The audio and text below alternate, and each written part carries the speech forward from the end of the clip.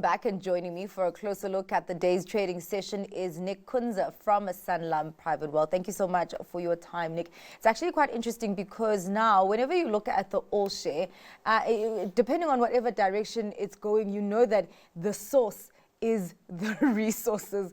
And today, in green, everything is green because of the resources. Talk to me about what's driving this buoyancy in the markets today. I had to come in the studio and everything's so green. I don't come in. Yeah, I mean, there's a number of positive aspects. I mean, first and foremost, I mean, gold took an absolute smack the last 2 days. You know, $200-300. I haven't seen a move like that. In fact, it hasn't had a move like that for decades. So that was due a little bit of a bounce back.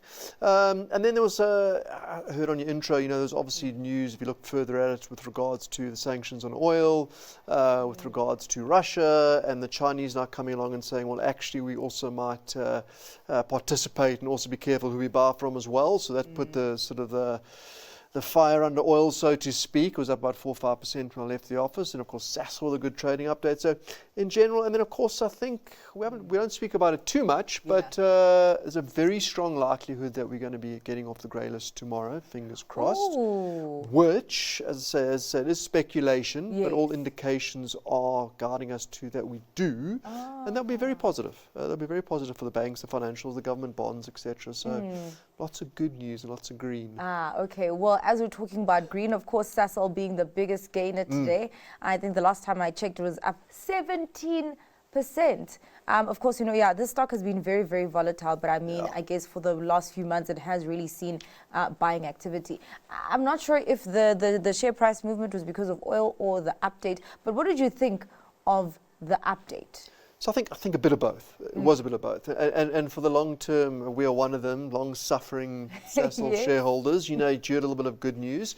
This production update was very positive. I mean, it really was. And you know, they put some quite high sort of targets for their financials, for their targets for FY 2026. They said that's well on track. And if you drill down to the finer details of this production update, it was like what wasn't there to like? You know, it was Secunda's back on stream. The crackers are working well. Global chemical prices, which have been the big drag. You know, it hasn't just been about oil. Global chemical prices back on stream too. Lake Charles back on stream was and then of course you throw in halfway through the day the stock was up about 10-odd%. And then you throw in an oil price which bounces, you know, 4% with the talk of sanctions and the like. And then you have an absolute sweet spot for Sasol, but long overdue. Okay. You mentioned a number of things, and of course they then really reflect on the self-help measures that are starting to bear fruit. And a lot of people have been saying, you know, it doesn't matter actually at this point what really happens with the oil price, but people are really looking at that chemicals pricing market, and it seems that things are improving there. Would you say that this is a start of a sustainable turnaround? Look, anything's possible. Is that still your... Well, you know what I mean? And again, the long-suffering Sasol shareholders, but it does seem like a few things are going in their favour for a change, which is positive. And chemical prices have been severely depressed. The only thing you could be a little bit careful with is the fact that you know, there's no shortage of oil in the world. There's a wash of oil. OPEC Plus have got those taps fully open. So that is a little bit of a concern. But then, you know, you've got to take the positives. You know, if there's already OPEC Plus talking now, saying when they saw what the oil price was doing, well, maybe we should, you know, be careful with the sanctions. So that they deserve it a little bit. And I think another point to make, Sonati, is the fact that at some point valuations do matter. You know, Sasol with a valuation of 7-8 PE when it was sitting down at 80-odd rand, at some point you get rewarded for taking a sort of bets. And I think valuations, and it's still cheap, you know, still single digits, even after a 15% bounce. Okay. Well, something that I did not anticipate was a lowering of earnings from Raubex. That's definitely not something that we have seen in a while. So they released their 6 months trading update, and of course they spoke about those lower earnings. And surprisingly, investors didn't actually react to that. I expected some sort of softness. We didn't. Did they look past it? I think there's a lot with companies that deal in SA. Obviously very positive. I mean, they said the order book was full. I mean, they're literally, that Sanlam book is full. There's no more capacity. So, I mean, take it as a negative or positive, depending which way you look at it. But, you know, when you are operating in a country that's struggling to grow at 0.5% per year, you know, how much more can you squeeze out of it, I guess, is the other way to look at it. I mean, as a business, it's you're looking at the screen now, I mean, as a business, it's a phenomenally run business. They've got an absolutely world-class management team, and they keep on delivering. So here's another one that at some point, you know, when they get a few things right and we get growth, hopefully north of 1 or 1.5%, you know, then this is a 50 rand, 60 rand a share. Is it still the star boy of the construction sector? I mean, would you be considering any other counters on there? It's actually quite interesting that their order book is full, but now you must compare that to the others that are working in that space as well.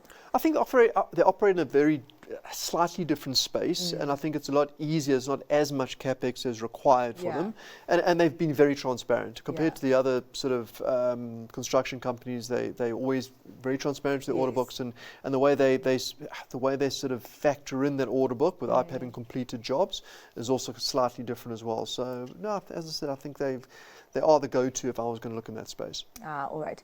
Tesla, is that on your radar? Because they did come out with results and there was an earning mix, and it just seems like the same story every quarter. The cult of Mr. Musk. Yeah.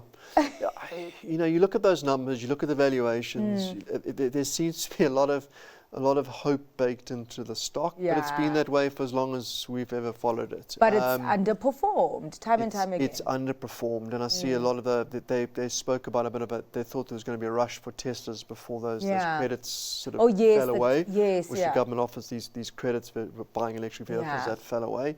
I think they've got a lot of challenges, obviously there is the SpaceX element to it with the ownership in that and a few others. But as a pure sort of car company, and the big worry, I think the margins were down to 5% from like 12%, so the margins are halved. So now they've got some challenges. I'm surprised, you know, maybe you were surprised or not, but I thought the stock would have been a lot more. But, you know, very difficult to short Tesla with, as I said, the cult of Mr. Musk. Okay, well, a company, as you're talking about margins, a company that's benefiting from elevated margin products is Clicks. They released their annual results today, and that is your stock pick. It is. Yeah, you know, we've had it on the radar for a while. We do disclosure. We do own it at Sanlam. Yeah, it's one of those ones that the foreigners like it. So be prepared if we do get off the grey listing, it might get a little bit of a bid from that play. Is the thinking as well. Also, the way their private brands label is doing extremely well as well. They're looking to open up about 1,200 new stores.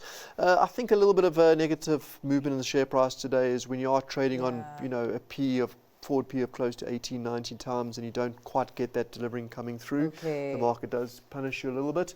But I mean, historically, it has traded on PEs much higher than here.